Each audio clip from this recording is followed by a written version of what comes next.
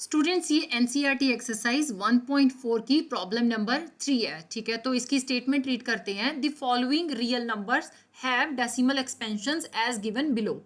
In each case decide whether they are rational और not. If they are rational and of the form p by q, what can you say about the prime factors of q। ठीक है, अब ये कह रहे हैं कि आपके पास 3 प्रॉब्लम्स गिवन है, ठीक है। आपने पहली बात तो ये बताना है कि क्या ये रैशनल है कि नहीं है। अगर ये रैशनल है तो क्या हमारे पास जो Q है, ठीक है, उसके प्राइम फैक्टर्स के बारे में आप कोई कमेंट कर सकते हो कि नहीं कर सकते हो, राइट। तो फर्स्ट प्रॉब्लम इज 43.123456789। अब इसे देखा जाए, अगर मैं इसका डेसिमल हटा देती हूँ, ठीक है, so it will be 4312345678 by 1। अब कितने नंबर ऑफ जीरोज लगेंगे? 1 2 3 4 5 6 7 8 और 9।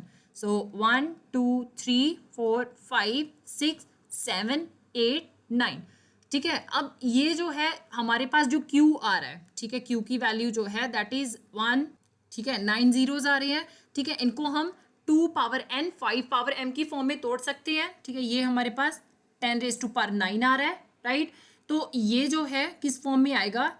2 पावर 9 इंटू 5 पावर 9 की फॉर्म में, राइट।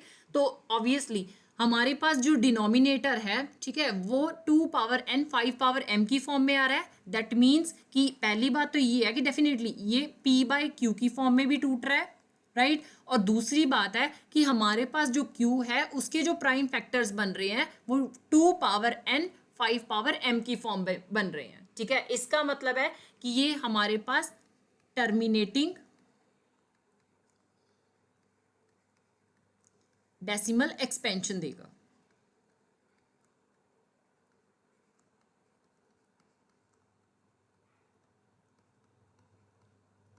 डन। नाउ नेक्स्ट देखते हैं।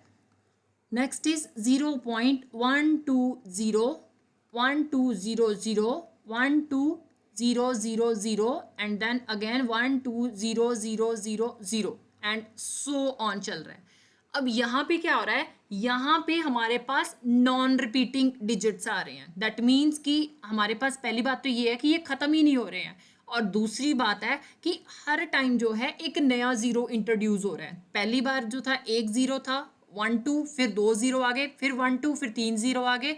मतलब कि ये हमारे पास नॉन रिपीटिंग नंबर्स जो है वो शो कर रहे हैं, ठीक है। तो इससे हम क्या कह सकते हैं? फर्स्ट थिंग, ये हमारे पास नॉन टर्मिनेटिंग नॉन रिपीटिंग है, ठीक है। अब लिख सकते हो the given decimal number is non-terminating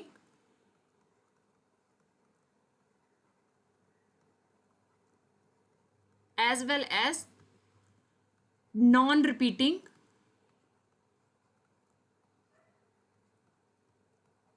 number है, ठीक है।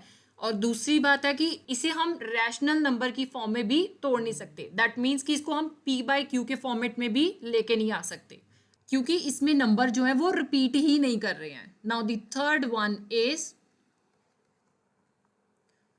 43.123456789 एंड इस पे हमारे पास बार है, राइट। अब इसे अगर आप देखो, बार का मतलब क्या है कि 1 2 3 4 5 6 7 8 9, इसके बाद फिर से 1 2 3 4 5 6 7 8 9 ऐसे ऐसे करके जो है ये रिपीट होते जाएंगे नंबर, राइट। तो इसको हम फॉर श्योर रैशनल नंबर की फॉर्म में, दैट मीन्स कि p बाई क्यू की फॉर्म में लेके आ सकते हैं। लेकिन ये हमारे पास non terminating repeating decimal expansion देगा, राइट, क्योंकि यहाँ पे बार आ रहा है। दैट मीन्स कि ये नंबर जो है ये रिपीट करते जाएंगे अपने आप में। Okay, so you can write since the given decimal number is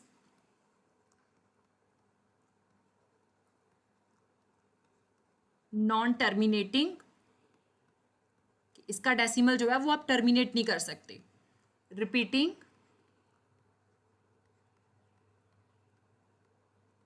but surely इसको आप p बाई क्यू की फॉर्म में लेके आ सकते हो. So it is a rational number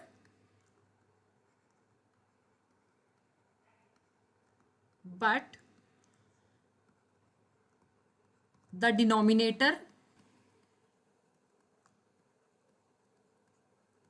is not